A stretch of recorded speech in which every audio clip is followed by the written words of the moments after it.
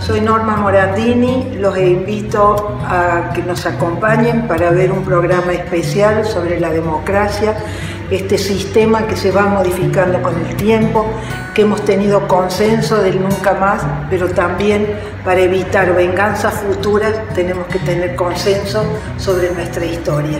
3 décadas democráticas bien definidas. Estamos ingresando en la 4ª, la que llamamos la construcción cultural.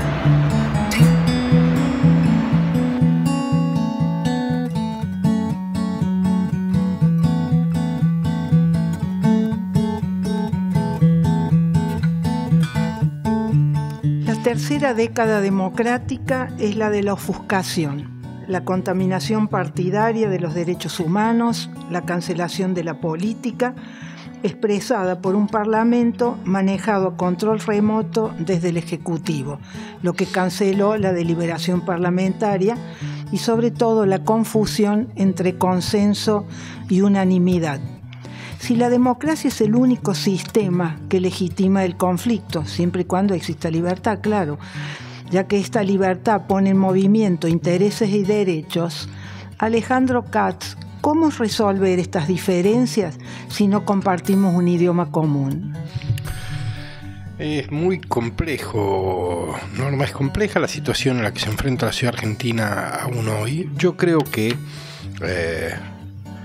quizás estemos empezando a entrar en un momento en el cual podamos percibir que la diferencia es menos aguda de cuanto creíamos, de cuanto la padecimos, de hecho.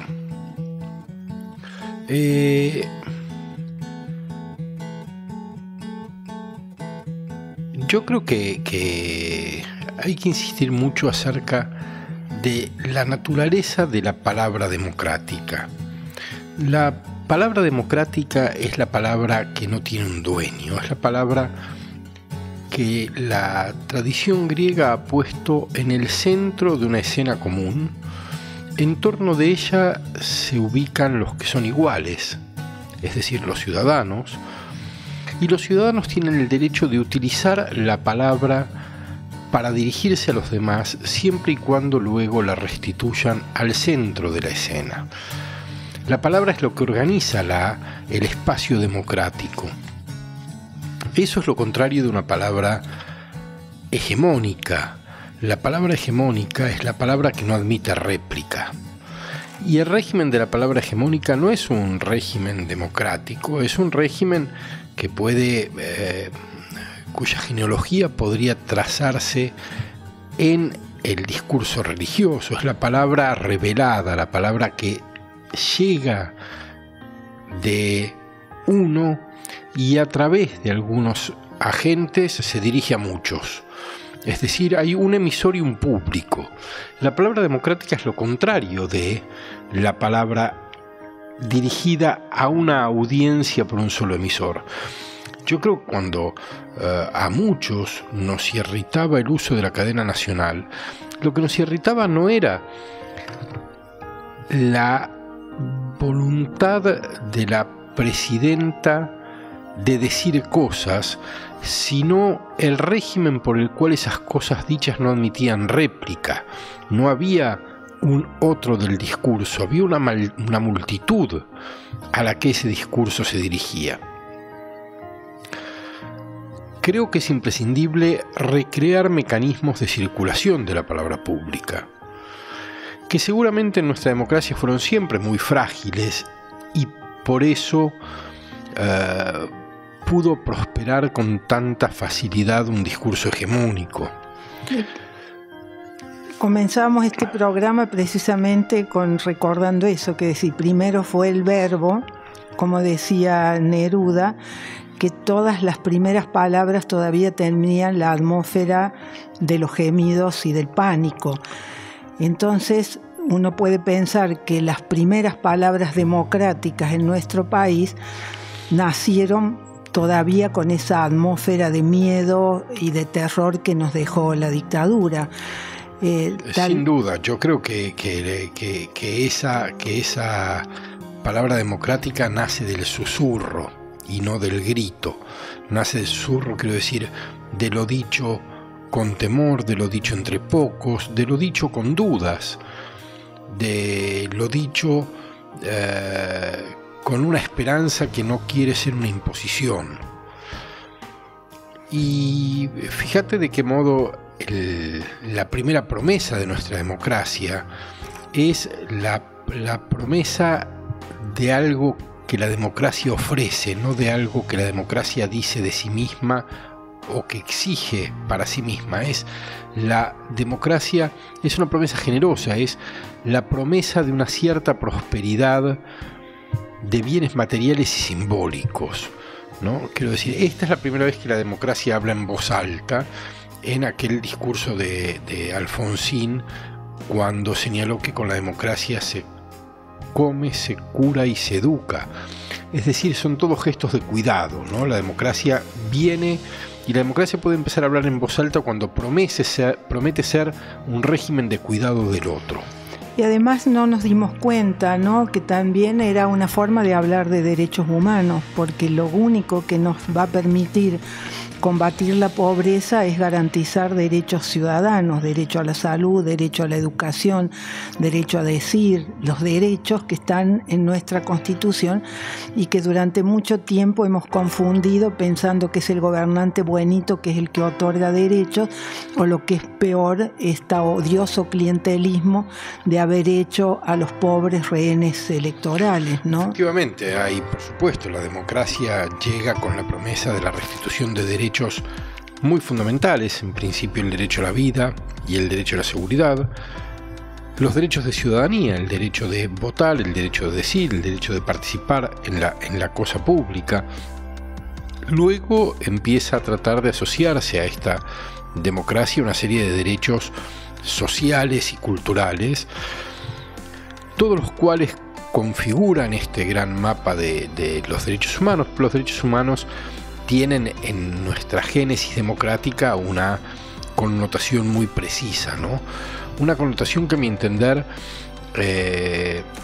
es a la vez la delimitación de un territorio y el establecimiento de un piso. El territorio es el que indica quiénes van a estar adentro y quiénes van a estar afuera de la comunidad democrática así recuperada, y van a estar adentro todos aquellos que reconozcan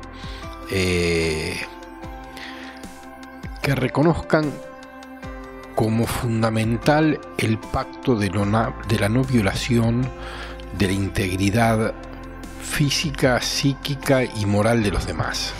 Y sobre todo respetar la legalidad democrática, ¿no? Porque esto es tal vez lo que nos falta incorporar como valor, de que uno tiene derecho a pensar como quiera, que pensar de izquierda o de derecha tienen calificativos, es decir, podés calificar, pero lo que importa es que derechas o izquierdas estén dentro de la legalidad democrática, y no algo que a veces no reparamos, que el ejercicio del derecho no puede poner en riesgo el sistema que le da fundamento, ¿no? Así es, eso me recuerda hace muchos años, en una conversación con un amigo mexicano.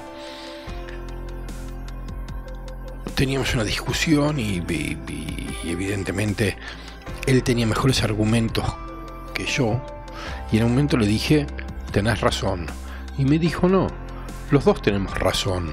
Estamos discutiendo en el marco de una misma razón. Si no tuviéramos razón, no podríamos conversar.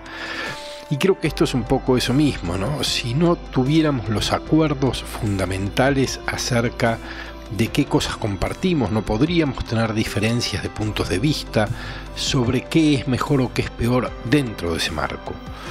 La democracia debería ayudarnos a pensar dentro de un marco, pero ese marco no es solamente el marco de los derechos ciudadanos o, como vos decías, de la legitimidad y la legalidad democrática, sino también el de los derechos en un sentido fuerte.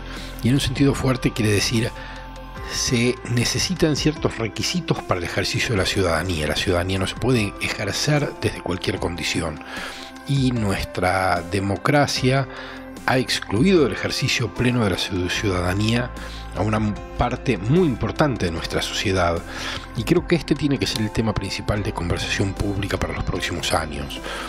cómo volver a construir ciudadanos allí donde lo que hemos hecho fue marginalizarlos, ¿no? Sí, porque lo que es molesto para todos nosotros es como que ha sido en la democracia donde hemos dejado 1 de cada 3 de nuestra gente fuera de lo que uno podría decir con cinismo de qué democracia hablan si está invalidada en la injusticia social. Pero también es bueno recordar que solo con libertad uno puede reclamar que falta el pan o que falta el trabajo, ¿no? Yo no creo que haya ninguna duda acerca de que no es una disyuntiva aceptable la disyuntiva entre libertad e igualdad. Creo que sin duda la libertad es, como se decía en alguna época, innegociable. Pero aceptado eso, y creo que son muchos quienes aceptamos que no tiene que haber ninguna transacción entre libertad e igualdad, creo que la conversación que falta hoy en Argentina tiene que ver con la conversación sobre la igualdad, y sobre la igualdad como un modo real de distribución de bienes simbólicos y económicos que permita que el 30% de la población argentina excluida integre nuevamente una sociedad que le ha dado vuelta a la espalda. Tenemos que aprender a conversar de manera democrática, esto es respetar al otro, pero además ser capaces de dudar de nuestras certezas. ¿Cómo se hace? Hay países que han hecho una pedagogía del encuentro, es decir, de qué manera los argentinos tendríamos que hacer carne todo esto que uno lo puede ver, inclusive lo ve en uno mismo. Venimos de generaciones de mucha intolerancia y hemos entendido, la vida nos ha enseñado, la historia nos ha enseñado aquello que Sábato vio tan claramente cuando entregó los documentos de la CONADEP: solo la democracia nos protegerá, ¿no? Sí, yo no creo que haya fórmulas, pero creo que hay que buscar caminos. Me parece que quienes tienen responsabilidades de poder tienen la parte principal en la responsabilidad de buscar esos caminos, y creo que uno de los modos de comenzar en un camino de escucha del otro tiene que ver con no suponer que la mayoría concede la razón. Quiero decir, es posible ganar una elección y no por eso estar en la verdad. Creo que la sociedad es algo muy complejo y hay muchas verdades, todas ellas con algo valioso. Creo que el gobierno, creo que las organizaciones de la sociedad civil, creo que los partidos políticos tienen que escuchar a los demás. Tienen no que escuchar a los propios, porque con ellos hablan asiduamente, tienen que escuchar a los otros.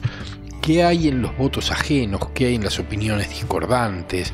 ¿Qué hay en los rechazos? ¿Qué hay en las discrepancias de verdadero?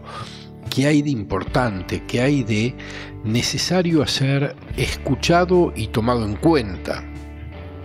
¿Qué nos dice del mundo que no estábamos viendo? Yo confieso que, si bien tengo la impresión de que la gran división facciosa que el kirchnerismo había introducido empieza a limitarse a algunos sectores muy radicalizados, es decir, empieza como a perder su fuerza organizadora de la conversación pública como la tuvo hace algunos años, no veo, sin embargo, una gran voluntad de escuchar a los otros por parte de ninguno de los grupos vinculados con diversos poderes. Me parece que hay demasiado entusiasmo con las creencias propias y muy poca práctica de ponerlas en crisis. Bueno, lo que importa es que el ciudadano, decimos que las elecciones deben ser soberanas, pero también tenemos que decir que la opinión debe ser formada libremente, que no se debe imponer la opinión, porque esa es la condición para que la ciudadanía, en ejercicio de la posibilidad de elección, decías antes, yo creo que realmente la democracia es un sistema generoso porque invita al otro a que delegue su confianza para resolver temas que son fundamentales. Te agradezco muchísimo, pensé que íbamos a hacer una radiografía odiosa de lo que vivimos y sin embargo te agradezco que hayas puesto una palabra esperanzadora en relación a lo que nos falta construir para escuchar al otro, para ser capaces. Yo creo que lo más difícil es dudar de nuestras propias certezas. Así es, yo también creo lo mismo y creo que hay que hacer un trabajo exigente de puesta en duda de las propias certezas. Norma, al contrario, muchas gracias a vos como siempre. Gracias, Alejandro.